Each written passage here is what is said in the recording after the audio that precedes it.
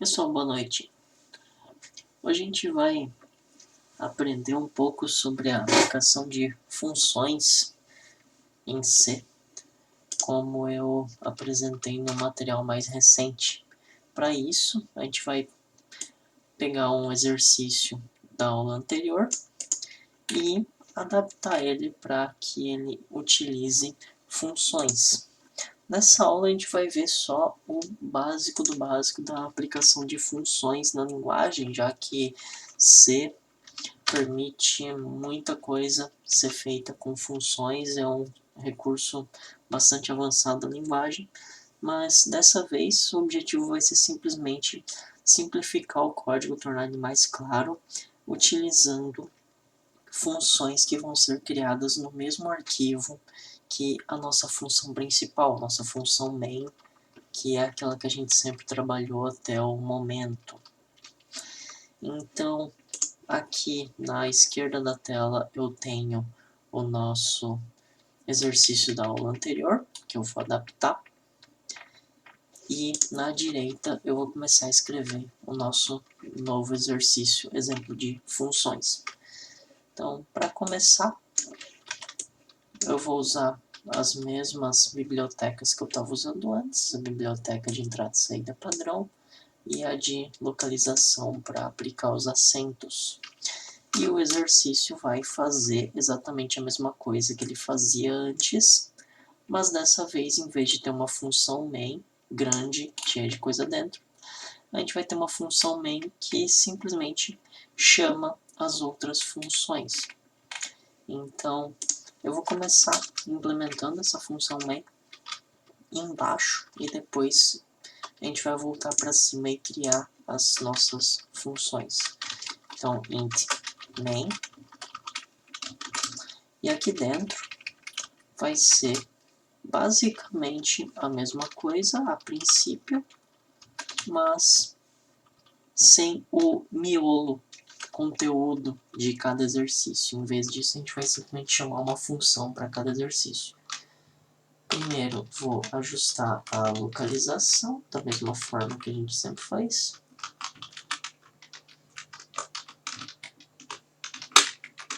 E nosso seletor e nosso loop while também vão ficar inicialmente semelhantes aqui. Então, até o momento eu tenho um programa que simplesmente habilita a acentuação, cria um seletor onde a gente vai escolher qual o exercício a gente quer executar. Então, nosso printf e scanf também vai continuar igual aqui dentro do while. Meu printf diz selecione o exercício e oferece as opções de exercício. E o meu scanf coleta os exercícios que a gente pode executar. E agora que vem a parte diferenciada da utilização de funções, que é if seletor igual a 1, em vez de eu abrir as chaves e colocar todo esse código dentro, que nesse caso é pouca coisa, mas nos exercícios opção 2, opção 3 é bastante coisa, em vez de fazer isso, eu vou simplesmente executar uma função que eu vou criar e vai se chamar ex1. Então, para a gente declarar que vai utilizar uma função, basta especificar a função. É a mesma coisa que a gente faz quando a gente utiliza, por exemplo, um printf. A gente coloca printf, abre parênteses e dentro dos parênteses coloca o argumento da função. Mesma coisa, scanf, abre parênteses, coloca o argumento da função. setLocale aqui, abre parênteses, coloca o argumento da função. Só que no nosso caso, a nossa função não precisa receber nenhum argumento, ela simplesmente vai executar esse código aqui. Então, ela vai ter parênteses e não vai ter nada dentro dos parênteses. Precisa colocar o parêntese. se a gente não colocar o parêntese e colocar só isso aqui, sem parêntese, assim, é x1, o que vai acontecer é que a nossa função não vai ser identificada como função, e sim como uma variável, já que uma coisa com letras e números dessa forma sozinha seria uma variável na linguagem C.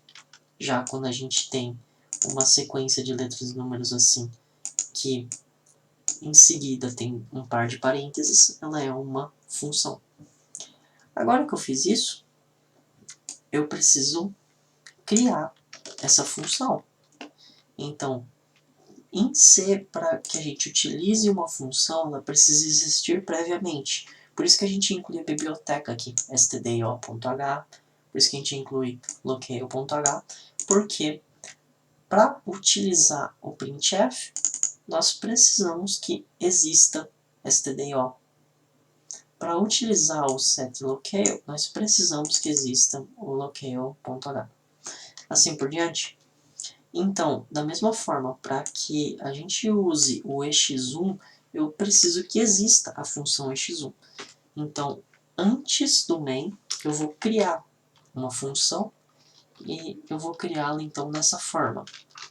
Void ex1, abre e fecha parêntese, abre e fecha chaves, e aqui dentro vai o miolo da função, que é, que no nosso exemplo anterior ficava dentro do meu if. Então eu vou copiar daqui e colocar ele aqui, o nosso for. Eu utilizei void porque essa nossa função ela não vai precisar retornar nenhuma informação para quem chamou ela. Então a gente coloca como variável de retorno, que é o primeiro item na hora de criar a função, void. Se a minha função vai fazer um cálculo e o resultado dela ela vai ter que entregar para quem chamou como um número inteiro, aí essa função teria que ser int x1. Se fosse um número de ponto flutuante, double x1, e assim por diante. Todas as funções que a gente vai ter nesse exercício vão ser void. Então, daqui para frente eu vou deixar a tela inteira só para o novo exercício, para ficar mais visível, e a gente vai continuar a implementação. Então, se seletor for 1, rode o ex1. Se não, se seletor for 2, rode o ex2. Se não, se o seletor for 3, rode ex3. E aí, lá no nosso exemplo antigo, nós tínhamos também as opções para o seletor igual a 0 e para a opção inválida, que não precisa de função, porque é apenas um comando. Eu vou colocar ela aqui direto, do jeito que estava no dia antes. Isso tudo vai ter que rodar dentro do nosso while. Então, essas chaves aqui vão ficar assim.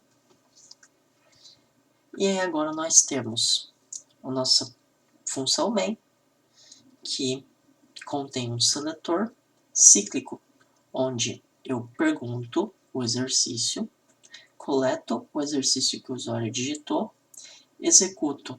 Se for 1, é x1, que já está aqui. Se não for 1, eu confiro se é 2 e executo x2, que a gente vai criar. Void x2. Se não for 2, executa x3.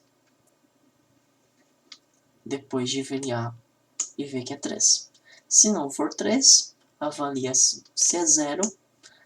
Se é 0, diga que vai sair. E depois disso, na próxima iteração, quando o cell for 0, Aqui dentro do parêntese do while eu vou ter 0 e isso significa que o meu while não vai mais continuar. Lembrando que o while, o que está dentro do parêntese dele, é a condição de continuidade. Enquanto esse valor for diferente de 0, continue a repetir. Se esse valor virar 0, para de repetir e vai para o resto do programa, como no nosso caso. Nosso programa não tem mais nada. Aqui embaixo termina o nosso programa. Portanto, eu preciso criar um EX2 e também preciso criar um EX3. E agora, aqui dentro, no miolo do EX2, eu vou colocar o programa que faz contador regressivo ajustável. E no miolo do EX3, o programa que faz as tabuadas. Isso a gente pega lá no exercício da outra aula. Ó, se não C seletor for 2, faça isso aqui, que é exatamente o conteúdo do EX2. Da mesma forma, se não C for 3, faça isso aqui, que é o miolo do EX3.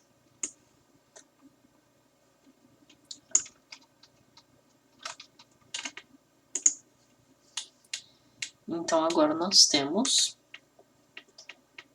uma nova implementação do mesmo exercício de antes, só que utilizando funções. Vamos testar ele e ver o que acontece.